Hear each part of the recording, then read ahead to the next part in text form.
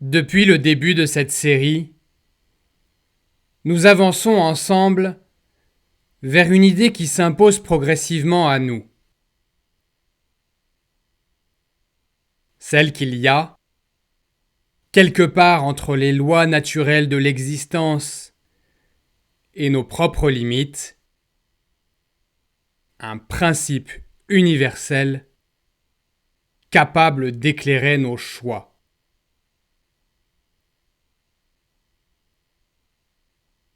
Nous l'avons appelé le bien. Mais dès que ce mot apparaît dans nos conversations, un autre ressurgit, presque automatiquement. La morale. Comme si ces deux notions étaient interchangeables. Comme si parler du bien revenait à parler de morale, et comme si la morale pouvait prétendre incarner le bien.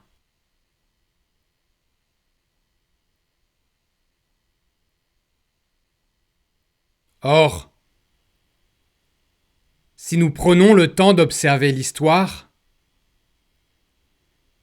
et surtout nos vies particulières, quelque chose cloche dans cette équation trop simple. Car des morales, nous en avons vu des milliers. Religieuses, politiques, culturelles, nationales, familiales, idéologiques. Ou encore, celles que chacun fabrique dans son coin sans toujours s'en rendre compte.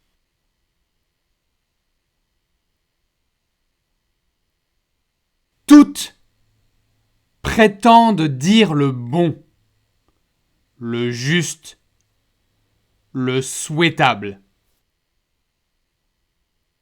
Pourtant, si toutes ces morales se contredisent entre elles, comment pourraient-elles toutes aspirer à refléter une même réalité objective du bien? Et surtout, est-il seulement raisonnable de penser que nos coutumes, nos habitudes, nos réflexes culturels puissent coïncider de manière spontanée avec ce principe universel que nous avons découvert dans les épisodes précédents? La conservation et l'épanouissement de l'intégralité du vivant.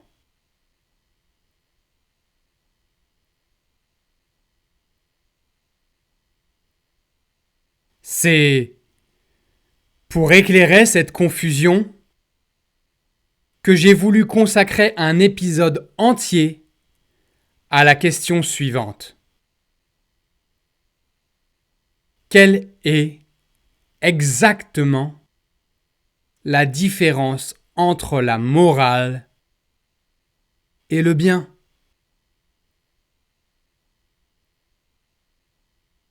Car tant que cette distinction n'est pas clarifiée, nous risquons d'amalgamer ce que les hommes imposent avec ce que la réalité exige.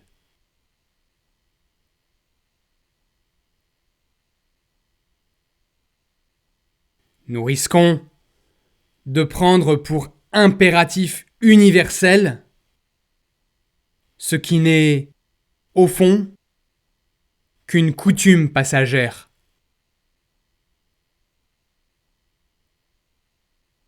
Et nous risquons surtout de croire que nos limites humaines définissent les limites du bien lui-même.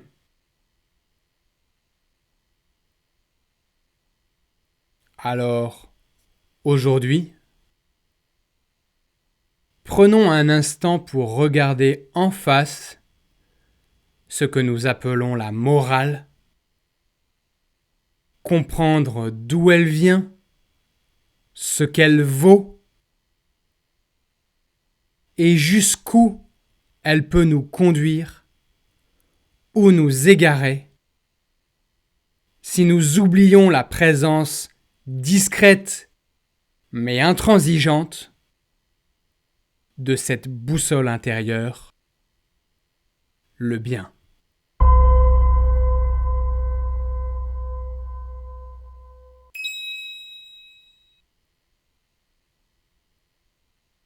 Au cours des précédents épisodes, nous avons formulé une séquence logique de pensée à partir de notre observation de ce qui constitue le monde qui nous entoure, afin d'en déduire l'essence du bien.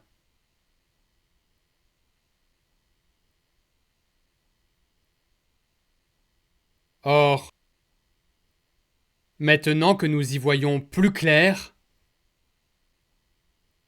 et que nous disposons de notre fameuse boussole qui doit nous aider à mieux juger et à mieux agir avec toute la complexité et la difficulté que cela implique et que nous avons déjà évoqué, plusieurs questions, toutes en lien avec la notion de morale, peuvent naturellement émerger.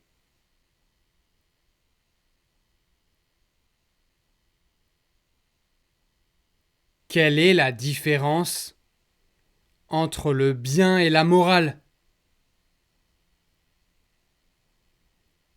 Est-ce que ces concepts sont de même nature ? Peut-on utiliser ces mots sans distinction ?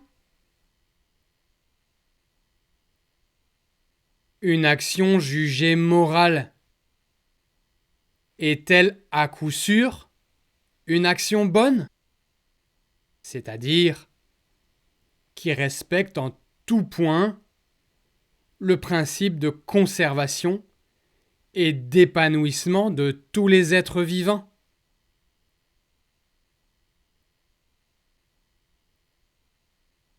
Peut-on se priver du bien afin de nous concentrer uniquement sur la morale dans le but de guider nos réflexions et nos gestes ?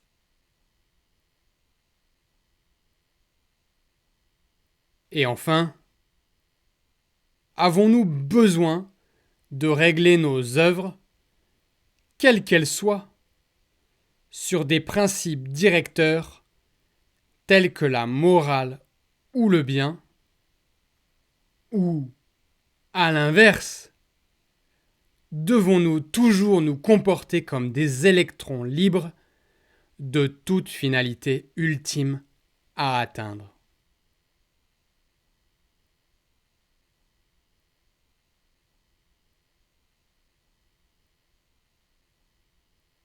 Il est évident, lorsqu'on s'intéresse à l'histoire de notre espèce, que par le passé, la notion de morale a été beaucoup plus usitée en tant qu'instrument de détermination de ce qu'il convient de penser et de faire que le bien.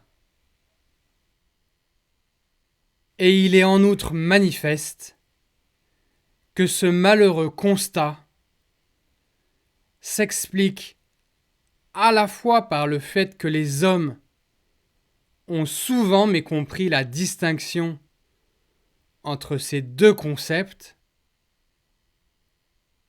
et aussi par celui qu'ils n'ont jamais pris le temps de définir pleinement l'idée même du bien.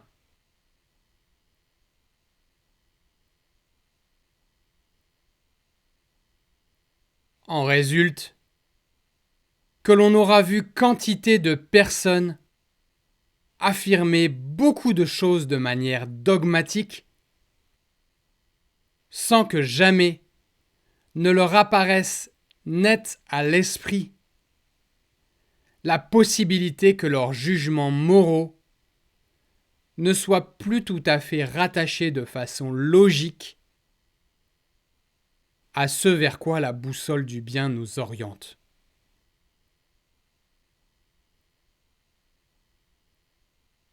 C'est dans cet amalgame inconscient ou inavoué qu'ont pris racine l'immense majorité des systèmes moraux formulés par les hommes depuis l'invention des religions jusqu'à celle des nations, en passant par toutes les opinions particulières ayant fleuri sur le lit des grandes orthodoxies sociétales.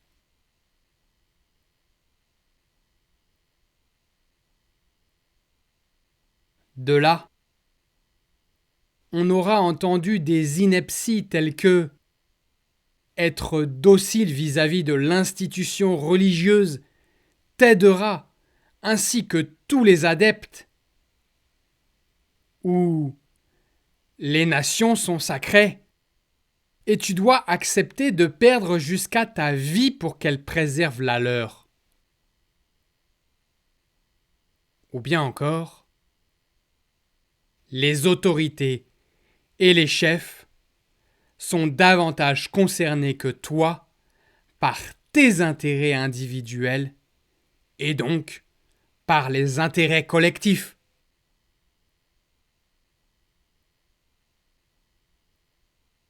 Chacune de ces affirmations morales qu'on aura voulu imposer comme seule vérité à suivre a la particularité de pouvoir être challengée par notre chère boussole qui fixe, sans état d'âme pour les délires subjectifs, que le bien ne se concrétise parfaitement que lorsque l'ensemble du vivant se conserve et s'épanouit.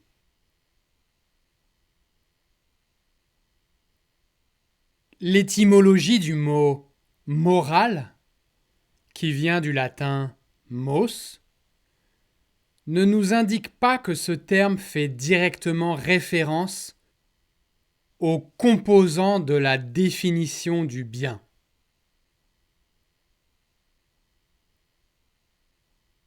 À vrai dire, sa signification historique nous renvoie même à toute autre chose, à savoir ce qui est relatif aux mœurs et aux coutumes.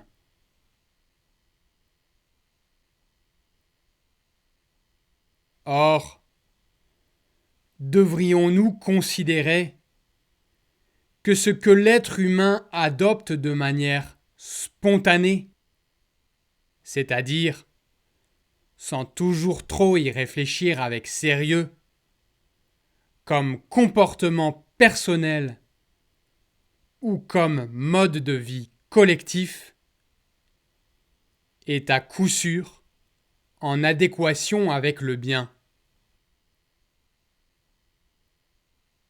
Rien n'est moins sûr. Par exemple, si le meurtre est une habitude, et on reconnaîtra bien volontiers qu'il le devient de fait dans les sociétés en conflit armé avec d'autres, devrions-nous dès lors admettre que celui-ci se conforme au principe de conservation et d'épanouissement de l'intégralité du vivant? Non. Et on est obligé d'accepter qu'une telle pensée soit absurde. Mais faisons progresser notre réflexion un cran plus loin. Est-il seulement possible. Compte tenu des limites cognitives et physiologiques auxquelles nous ne pouvons pas nous soustraire, que nos mœurs, et donc que nos jugements et actes moraux, soient en tout point compatibles avec les lois naturelles de conservation et d'épanouissement.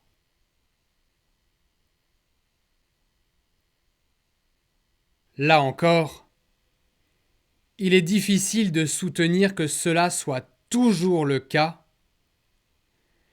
et on éprouvera toutes les peines du monde à prouver qu'il existe au moins une action réalisable par un être vivant que l'on puisse, avec une rationalité objective, considérer comme authentiquement bonne, c'est-à-dire dont l'essence se conformerait sous tous ses aspects au principe de conservation et d'épanouissement de l'intégralité des êtres vivants.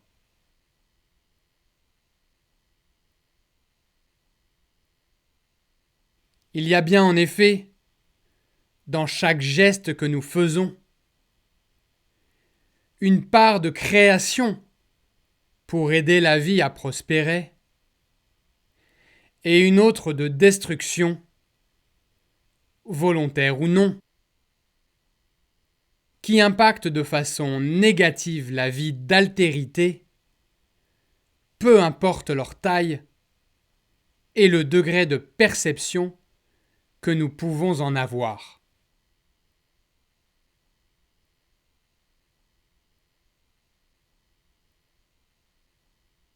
Par exemple, lorsqu'un être macroscopique tel qu'un ours, un humain ou un renard bouge ses membres, il existe une probabilité très élevée qu'au moins un micro-organisme présent sur son corps soit anéanti, déplacé avec brutalité, écrasé, desséché ou encore incommodé par un stress mécanique, une variation de pression, un frottement ou un changement de micro-environnement.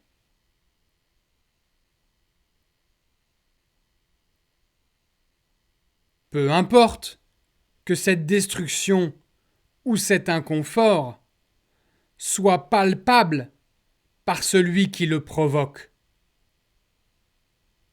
Il reste que d'un point de vue de l'arithmétique du bien, c'est-à-dire la réalité objective des impacts positifs et négatifs sur le vivant, indépendamment de ce que nous en percevons, ce mal s'est factuellement bel et bien produit, même à une échelle infinitésimale.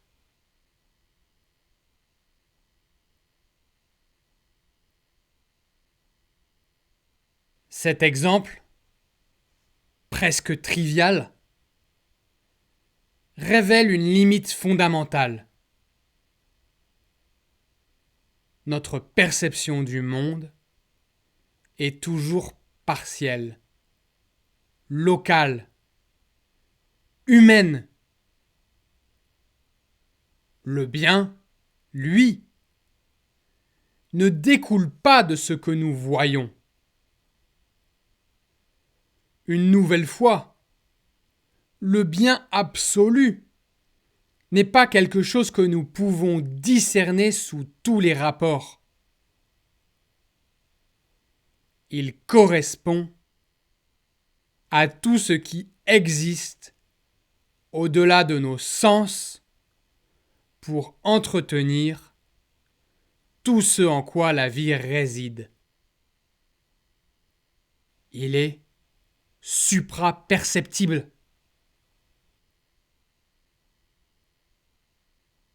À rebours de cette omniscience, la morale est quant à elle une idée ou un système d'idées qu'une subjectivité telle qu'un être humain peut plus facilement appréhender. C'est ainsi que nous voyons avec clarté en quoi la morale, admise en tant que comportement jugé bon par des humains ou des êtres vivants capables de jugement, ne saurait être assimilée au bien, considéré en tant qu'idée objective et universelle. De là à penser que l'impossibilité de réconcilier la morale avec le bien doit nous conduire à tourner le dos à l'idée transcendantale du bien, il n'y a qu'un pas que seuls les idiots se hasarderont à engager.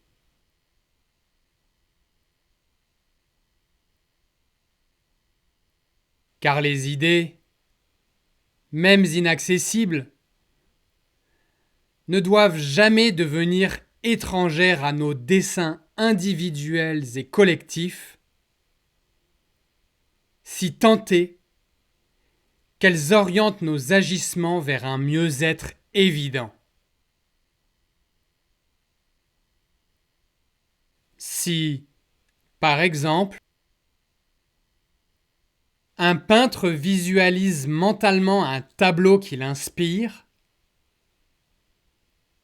devrait-il s'interdire de tenter d'en créer une œuvre matérielle, simplement parce qu'il a conscience que le réel travestira à coup sûr ce qu'il avait d'abord imaginé de manière abstraite?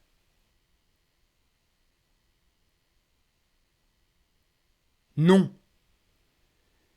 Car si ce principe devait s'appliquer pour toutes nos activités du quotidien, l'humain n'entreprendrait plus rien et nous passerions nos journées prostrés en nous contentant de rêver à ces chimères dont nous aurions exigé qu'elles adoptent un caractère authentique dans le réel et, à défaut, qu'elles demeurent des idées parfaites, mais uniquement dans l'esprit d'un homme.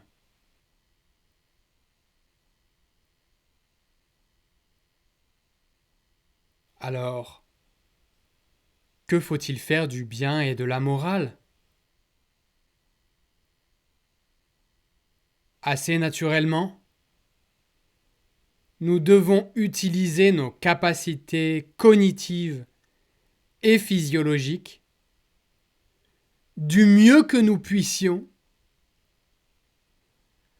afin de tenter de rapprocher au maximum nos jugements et nos actions de l'idéal insaisissable du bien.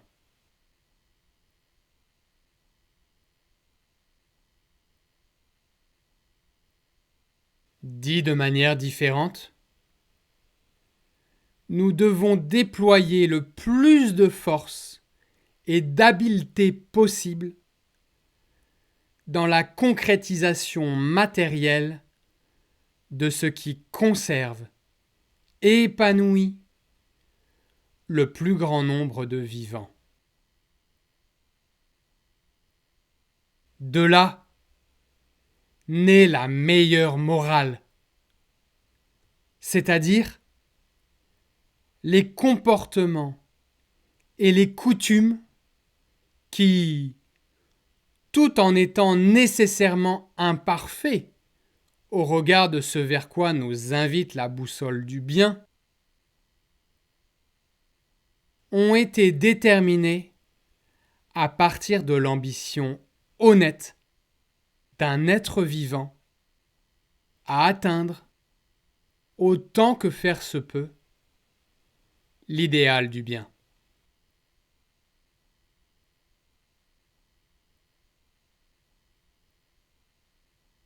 De ce constat très important, pour ne pas dire majeur, pour guider les espèces à mieux interagir avec le reste du vivant, nous devons aussitôt tirer une conclusion.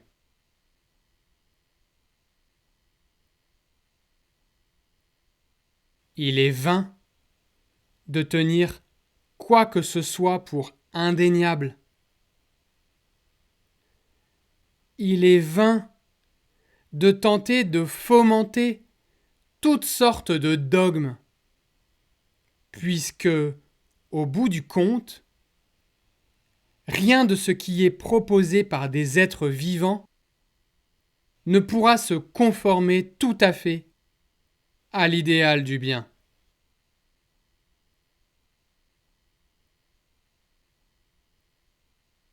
Une nouvelle fois, cela ne doit pas nous conduire à nous abstenir de juger, suggérer, nous mettre d'accord et entreprendre.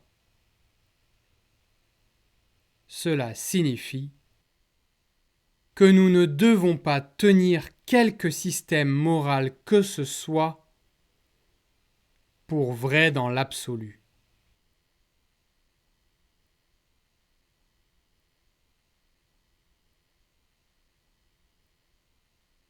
Nous ne devons pas considérer que des affirmations, des comportements, des coutumes doivent se figer à jamais et être adoptés tels quels, puis répliqués ad vitam aeternam.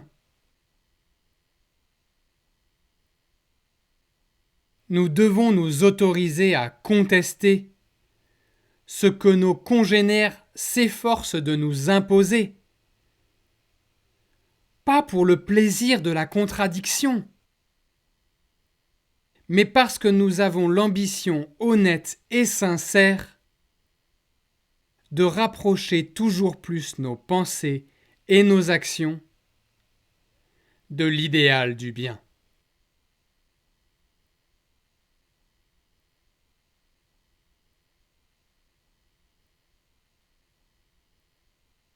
À bien y réfléchir,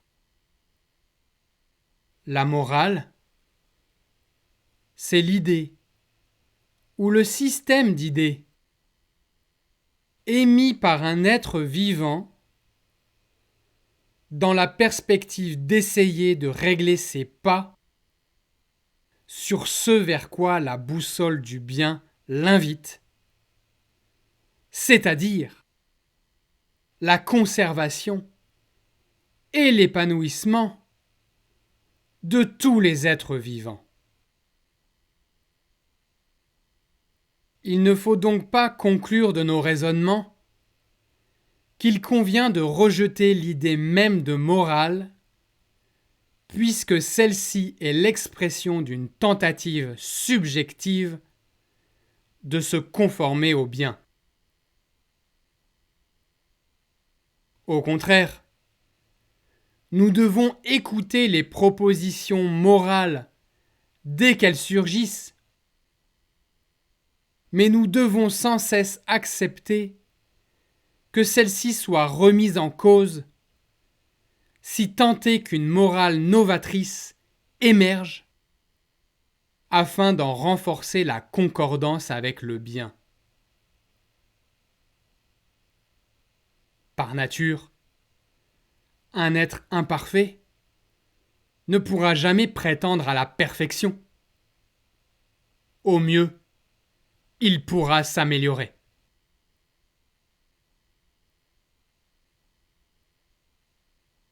Au sein de la société des hommes, On observe souvent de nos jours un rejet décomplexé des formes ancestrales et révolues de morale et une incapacité, ou à minima des difficultés, à déceler où se situent désormais les nouvelles normes en vigueur.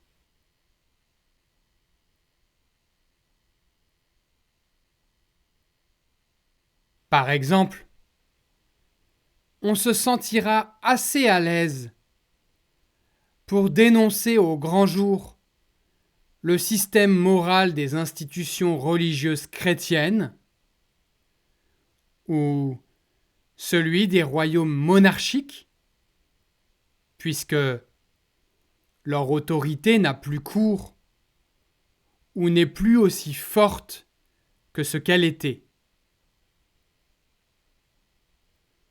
On pointera donc du doigt les exactions commises par ces institutions qui ont érigé jadis, avec une poigne de fer, leur système moral en tant que dogme indiscutable.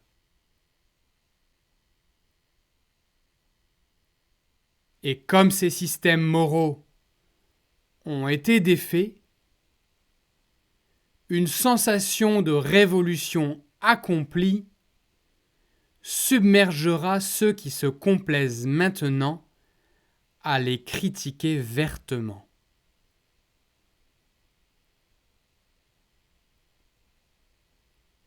Ce faisant, il semble qu'ils en viennent à omettre que d'autres systèmes moraux leur sont proposés, pour ne pas dire imposés, par des autorités tout aussi puissantes et intransigeantes que celles aujourd'hui atrophiées, sur lesquelles ils s'acharnent.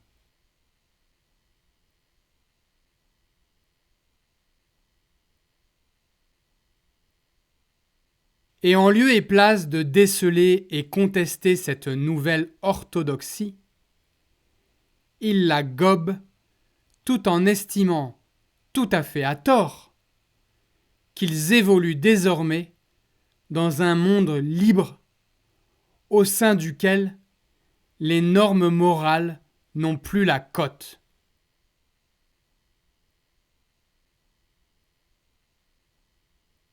De là, il conclut, souvent de manière inconsciente, que toutes les opinions ont une valeur identique, qu'il n'y a pas lieu de considérer que tel point de vue vaut mieux qu'un autre, et, bien pire, que l'idée même du bien n'existe pas, ou qu'il est impossible de déboucher sur un consensus autour de ce concept.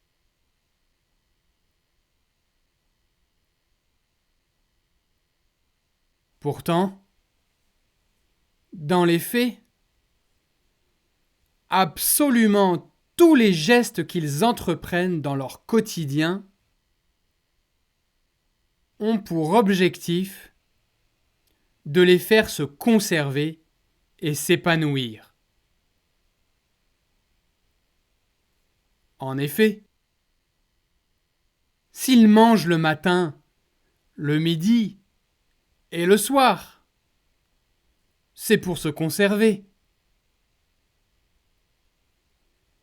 S'ils se rendent au travail, c'est d'abord pour obtenir les moyens financiers de subvenir à leurs besoins primaires et éventuellement, lorsqu'ils sont chanceux, pour y exercer une activité qui les enchante.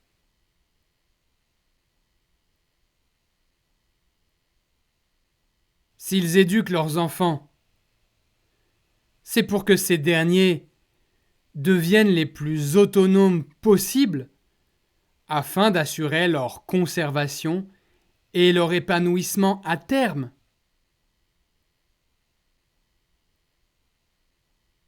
S'ils regardent les informations, c'est pour se maintenir proche des codes développés par leur groupe social qui les aident à se conserver. S'ils vont au cinéma, c'est pour tenter d'y passer un bon moment qui alimentera le feu de leur bonheur.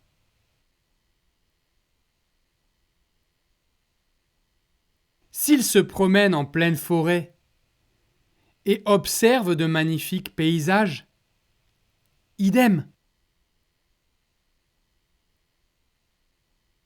S'ils entreprennent une œuvre artisanale ou artistique, c'est pour en dégager un contentement qui nourrira à terme leur épanouissement, etc. Et personne ne les blâmera pour cela. Par contre, on pourra les blâmer de n'être pas tout à fait de bonne foi lorsqu'ils proclament avec beaucoup d'assurance et sans avoir consacré tout le temps nécessaire à l'éclosion d'une pensée sagace, que la recherche du bien ne rythme pas leur vie.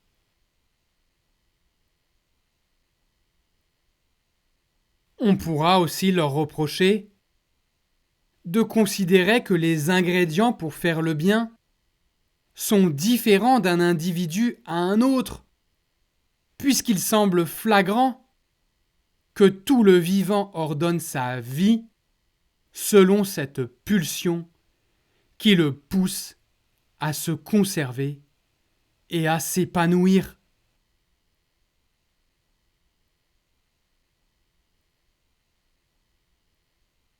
On pourra aussi leur reprocher de ne pas percevoir que chacune des opinions qu'ils émettent, y compris celles qui méconnaissent la morale et le bien,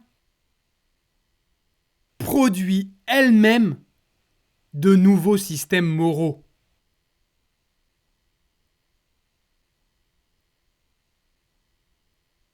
Enfin, on pourra leur reprocher de ne pas voir que de nouvelles formes d'autorité ont pris la place des précédentes. Le monde financier, l'État et les masses médias forment aujourd'hui un triptyque puissant qui sécrète en permanence un cadre moral conditionnant la vie de milliards d'êtres vivants, pour le meilleur, rarement, et beaucoup plus souvent, pour le pire.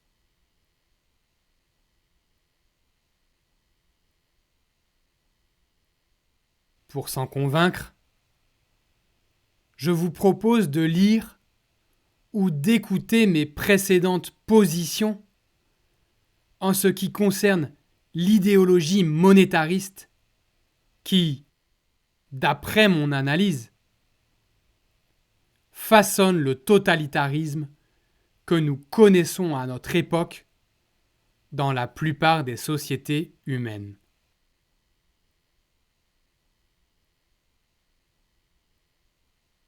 Les morales ne disparaissent jamais.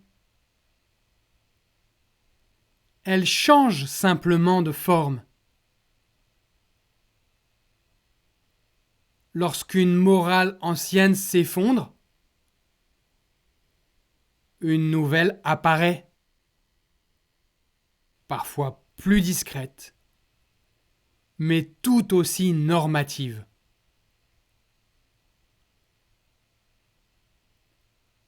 Car tant que les êtres humains cherchent à orienter leurs actions,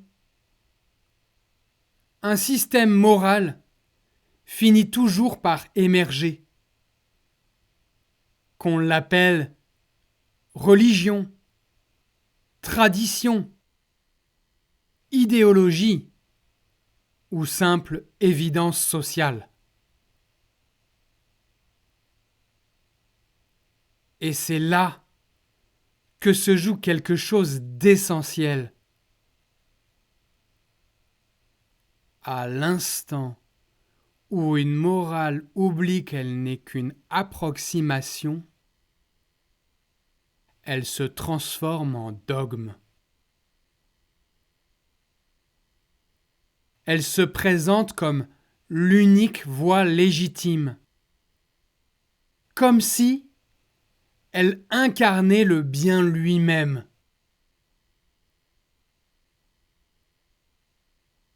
C'est ce mécanisme qui a permis aux religions, aux empires, aux nations, puis aux organisations contemporaines, qu'elles soient politiques, économiques ou médiatiques, d'imposer leur vision du monde en prétendant qu'elles allaient dans le bon sens.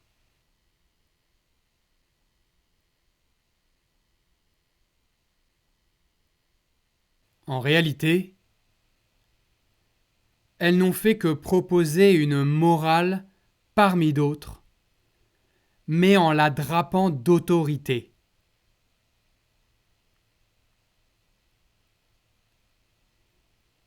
Voilà pourquoi les morales modernes n'ont pas disparu.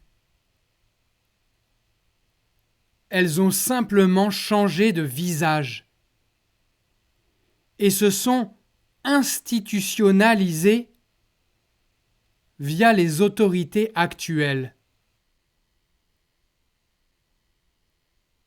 Donc non.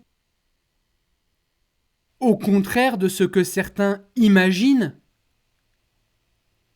nous n'avons pas vaincu l'idée même de morale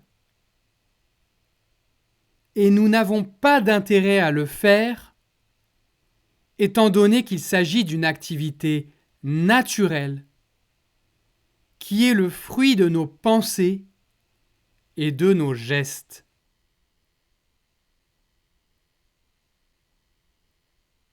En revanche, ce sur quoi nous avons tout intérêt à ouvrir les yeux, c'est que la morale ne doit pas être incontestable et que les autorités qui en accaparent le monopole deviennent par la même occasion nécessairement toxiques puisqu'incapables de remise en question sincère.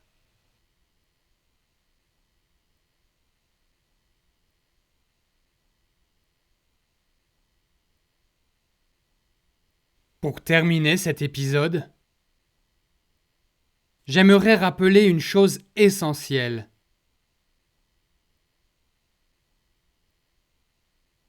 La boussole du bien que nous utilisons dans cette série n'est pas un outil destiné à dicter ce que chacun doit faire. Elle n'a pas vocation à imposer des règles ou à édifier un nouveau dogme moral indiscutable. Au contraire, les prochains épisodes que je partagerai n'auront jamais pour objectif de délivrer des prescriptions impératives.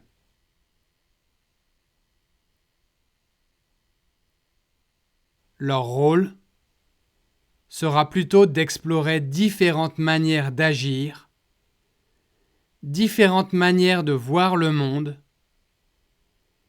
et d'en proposer une interprétation personnelle, une suggestion de morale au sens le plus honnête du terme. Et, comme toute morale, ces propositions devront être discutées, critiquées, mises en tension, confrontées à d'autres visions. Elles n'auront de valeur que si elles sont challengées par mes congénères, c'est-à-dire par toi, par vous, par tous ceux qui prennent le temps d'écouter et de réfléchir. C'est ainsi que l'on se rapproche petit à petit de l'idéal du bien. Non pas en érigeant des certitudes, mais en affinant collectivement nos jugements, en acceptant que chacun apporte sa pierre, sa nuance, son expérience.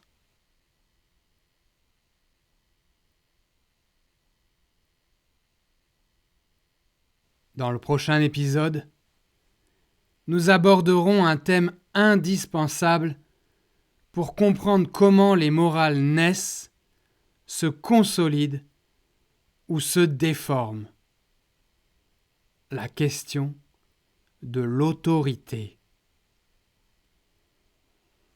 Qui a le pouvoir de dire ce qui est moral ou qui devrait idéalement l'avoir ?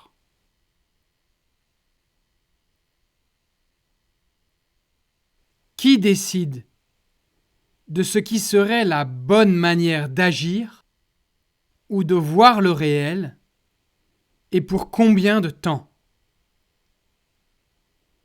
Et surtout, comment reconnaître une autorité légitime d'une autorité toxique lorsque toutes prétendent décrire le monde et aiguiller nos comportements ? C'est une question centrale, parce que tant que nous ne comprenons pas comment les autorités façonnent nos représentations, il est impossible de distinguer ce qui relève d'une morale authentiquement orientée vers le bien de ce qui relève d'une simple reproduction de normes imposées.